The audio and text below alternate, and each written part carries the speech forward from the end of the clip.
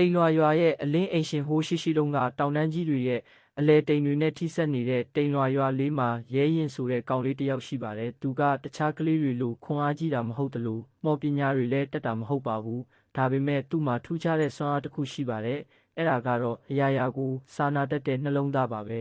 ။သူ့မှာတငယ်ချင်းတစ်ယောက်ရှိတယ်။အဲ့ဒါကတော့ကျိုးနေတဲ့တောင်ပန်ကိုသူကိုယ်တိုင်ပြုစုပေးထားတဲ့ရွှေရောင်ငှက်ကလေးပါ။တနေ့မှာတော့တိမ်လွာရွာကြီးကိုအမှောင်ထုဘလူးကြီးတစ်ကောင်ရောက်လာပါတယ်။အဲ့ဒီဘလူးကရွာရဲ့အသက်သွေးကြောဖြစ်တဲ့နေအောင်ကြီးပလဲလုံးကိုခိုးယူသွားပြီးအမှောင်တောင်ကြားထဲမှာဖျောက်ထားလိုက်ပါတယ်။ရွာသူရွာသားတွေဟာအမှောင်ထဲမှာစိုက်ပျိုးလို့မရအလင်းမရပဲအားငယ်နေကြပါတယ်။ရွာကခွန်အားကြီးတဲ့လူငယ်တွေဟာပလဲလုံးကိုတွားပြန်ယူကြပေမဲ့ဘလူးကြီးရဲ့ခြောက်လန့်မှုကြောင့်ကြောက်လန့်ပြီးပြန်ပြေးလာကြရပါတယ်။နောက်ဆုံးမှာတော့ရဲရင်ကထွက်လာပါတယ်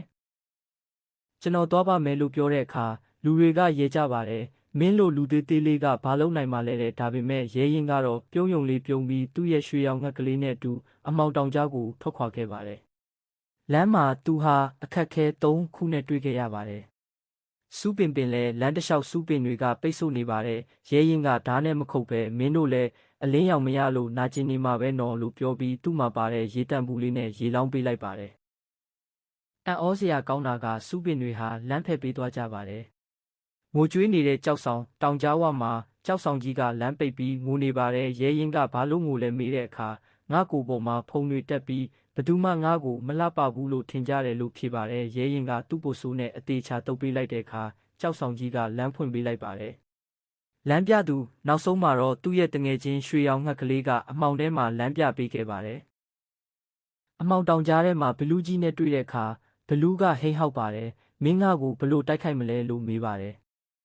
ရဲရင်ကဓာမထုတ်ပါဘူးသူကအမှောင်ဘလူးကြီးခမညာပါလို့ဒီလောက်စိတ်ဆိုးနေရတာလဲတယောက်တည်းအမှောင်ထဲမှာနေရတာပြင်းဖို့ကောင်းပါပဲနော်ကျွန်တော်စီမှာရွာကယူလာတဲ့မုံတွေရှိတယ်အတူတူစားရအောင်လို့အေးအေးဆေးဆေးပြောလိုက်ပါတယ်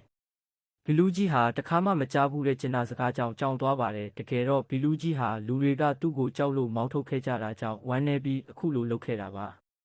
ဘလူးကြီးဟာစိတ်ပြော့သွားပြီးနေအောင်ကြီးပလဲလုံးကိုပြန်ပေးလိုက်ပါတယ်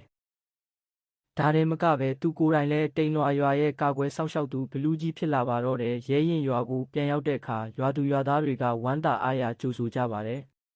ဒီပုံမြင်လေးကိုအဆုံးထိနားထောင်ပေးတဲ့အတွက်ကျေးဇူးတင်ပါတယ်